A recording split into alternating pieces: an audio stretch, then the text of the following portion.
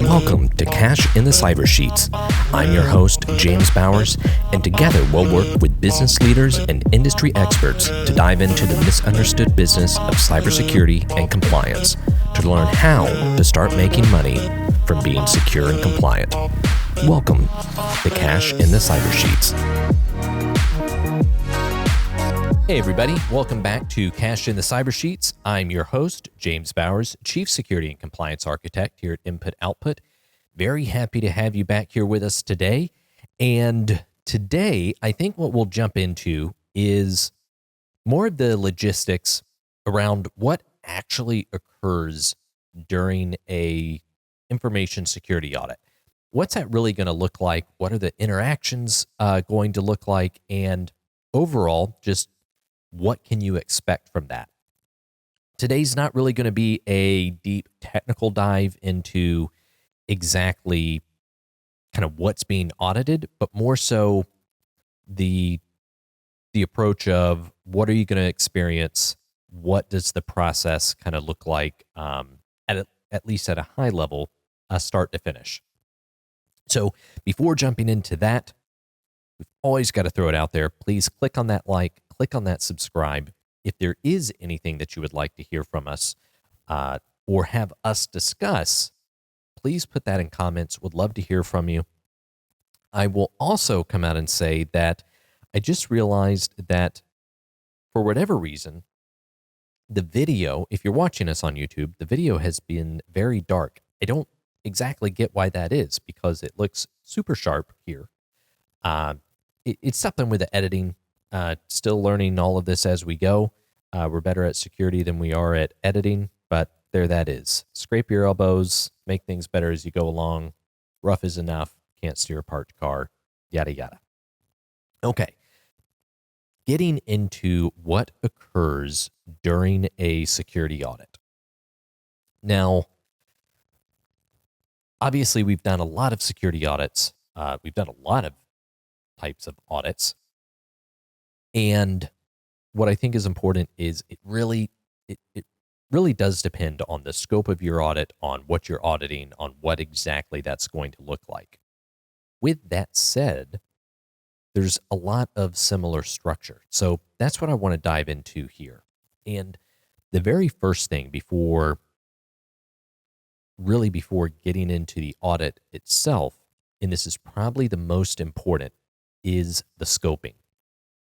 It's actually defining what type of audit you need and exactly what controls, what areas, what you're going to be auditing, and also what that report should look like. The reason that this is so important is there's important things to consider when going into any type of information security audit. One of those is, are you actually preparing for any type of certification? If you're going for an ISO 27001 or a SOC 2 or a high trust or a CMMC, while a lot of those controls are similar and they're even mapped all together in our iO-GRCF, there are differences to how you would want to approach that and definitely how you would want to structure the outputs, the reporting of the audit to best fit that need. So that's really important to know. Are we doing this for a certification? Are we just looking to identify security risk? Are we just looking to do a real quick assessment, kind of a spot check to see where we're at? All of that's really important, and it's really going to dictate how the audit is going to proceed the entire time. Some other things you want to know during scoping is, are there any particular compliance requirements? Do we need to make sure that we're complying with PCI? Do we need to address something for our clients, any of our insurance companies, or any particular contracts? Is there a very specific use case for this? And that kind of ties into also, are there any known concerns, trouble spots, sore spots, things like that? Understanding that from the beginning really helps frame the entire audit and make sure that everybody's on the same page. Because while we're not going to really get into it on today's episode, there's a lot of different types of audits out there. IT security audit, gap assessments, information security audit, cybersecurity. And even though there's a lot of different names, a lot of times in actual practice, those are really just used interchangeably, meaning that one person will mean one thing when they say computer security audit, and another person will mean another. And that can create some serious issues if your auditor's thinking one thing and you're thinking something else. At the end of it, you're not going to get the results you want. So I can't stress enough how important the scoping is to make sure that the audit is set up correctly. That's then going to roll into the next step, kind of the next phase in the audit process, is the kickoff. And this is where it's really extending that scoping, it's validating it, but we're going to sit down with all of the applicable stakeholders and we're going to set all of the expectations.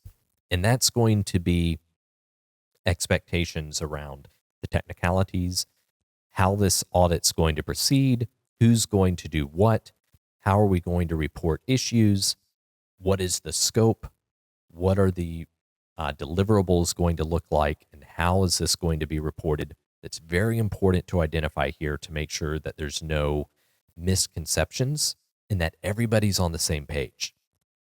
What this will also do, and it should be pointed out in here, is identifying if we see something serious, if there's a serious security vulnerability or some major issue. How are we going to escalate that? How are we going to move that along to notify the company? It doesn't always happen. A lot of audits, nothing like that comes up. But when it does, it is good to have that process in place. So that's a good kind of CYA and just a good general audit practice to have in place. Next, and typically, but is where the audit's actually really starting, really jumping into it. And that's where security policies and procedures are going to get reviewed. You want to make sure the auditor has every security policy, every procedure, data flow diagrams, access controls, audit logs, things like that. They're going to dive in and really start building out, I guess, a lot of the administrative side. Do we have the administrative? Do we have the policies? Do we have the plan in place that will later support the do, act, and check requirements? But a lot of this part of the audit is really creating even more questions. What things are we going to dive into? And when we start to have our interviews, when we start to review evidence in the next part, this is what's going to build that. That segues into the next part where the stakeholder interviews, evidence gathering, that's really where we're seeing where the rubber meets the road. Where are we actually applying everything? And we've stated things in policy. Now let's see the execution. And a real simple way to explain how this looks when all the interviews are happening, when we're looking at evidence, is we're going to ask, let's say, how do you handle access revocation? How are you terminating access when somebody leaves? Well, we disable accounts within 24 hours when somebody's terminated. Great. Now show us. And it's the great now show me part where the company's going to need to produce HR logs to show, okay, here's when somebody was terminated. And then they're going to need to show the access logs and the authorization, the permission changes. Here's when those permissions were changed. Here was the email that we received. Here was the ticket that was closed out.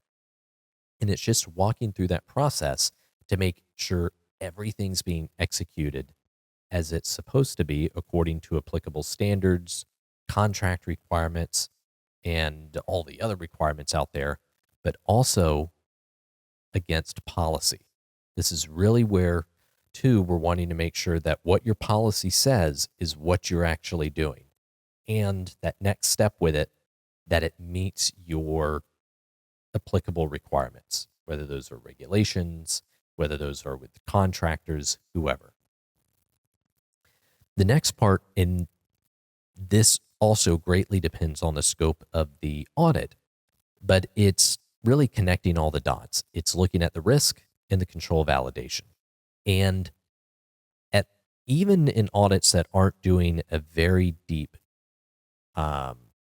risk dive, this is still a part of it to where really what we're looking for is to make sure that your risk assessment process is supporting the controls that you have in place. It's supporting the mitigation of your risk, and that you're applying that risk appetite, that risk control evenly across the organization. What that means is that if we are very risk adverse over here, that over in this section, we're not completely open. It makes sure that where we can show a risk appetite, how much risk we're willing to accept, that's pretty uniform throughout the organization. And that's a big area that a lot of companies, when they get into audits, when they have regulators come in, that they get into a lot of hot water, that it causes a lot of issue, because that creates a very difficult situation to support and argue against. One of the big things that we always consider everybody to consider, using that word twice, is if you were sitting across the table from a regulator or testifying in a courtroom, could you confidently explain and defend your security decisions? Could you back up what it is you're doing, and would you be confident saying this is what we did and this is why we did it? And that's really what we push back in during the audit. And when we have findings, they may not necessarily really be a finding, but they're issues where we want to push a little bit, play that devil's advocate and say, okay, let's consider you're sitting in a courtroom. Explain to me why you did this. And if it's in a courtroom, if it's against a regulator, it should be a pretty good explanation. You don't want to be wishy-washy there. If it is wishy-washy, it's great because you found it in the audit. Let's tighten that up. And that's where we're going to build all of our reporting and remediation recommendations really based on that, which is ultimately the last part of the audit process. That's where all of the reports are being pulled together. That's where all the remediation recommendations are being put together. And depending on your audit, depending on your auditor, those reports, that presentation will look vastly different. How it typically looks with us is we'll break that up for an executive summary. That way we can do a quick 15 to 45 minutes with the executive team. They don't want to get deep into the weeds. We'll go over things quickly. It's a very high-level overview. Here's where you're at. Here's the biggest issues. Here's like nice graphs and everything to make it easy to understand. And then where they want to dive in deep, we'll go there with them. But otherwise, we keep that high level. Then we'll typically have a much deeper technical dive with the various departments and various stakeholders, especially with IT, where we'll really get into the nitty-gritty of what we found and kind of risk reward. This is also where we'll really help the organization understand the pros and cons of addressing things or not addressing them, and addressing them in certain ways. Here's the different options. If you decide to go this way, if you decide not to do this, here's kind of where the risk is, pros and cons, because everything in security is really a seesaw. There's never a, this is absolutely the right way to do it. It's always a give and take.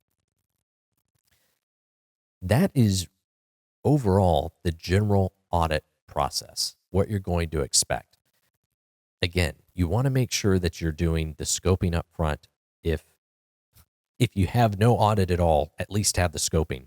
But the scoping is so important to make sure that when you finally get to that final part, the reportables, the deliverables, what you're getting from the audit, that matches your expectations and matches what you actually need, especially if that's for like an insurance audit or if that's for a client or some other reason.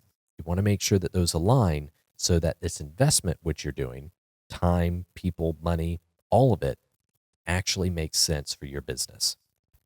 As always, we are always happy to help. If you have any questions on an upcoming audit, you want to pick our brains, see what you should be considering, is this the right audit for us? Also, just looking at how we could help you with audits and just make the process really a lot easier for you, because we do this a lot and we have people coming back. So even though audits aren't fun, I feel like that's a good sign for what we do. So I think that is all that we have for today.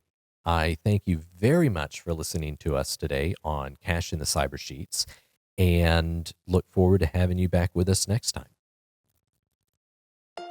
Thanks for joining us today. Don't forget, click that subscribe button, leave us a review, and share it with your network. Remember, security and compliance aren't just about avoiding risk. They're about unlocking your business's full potential. So stay secure, stay compliant, and we'll catch you next week on Cash in the Cyber Sheets. Goodbye for now. Life goes up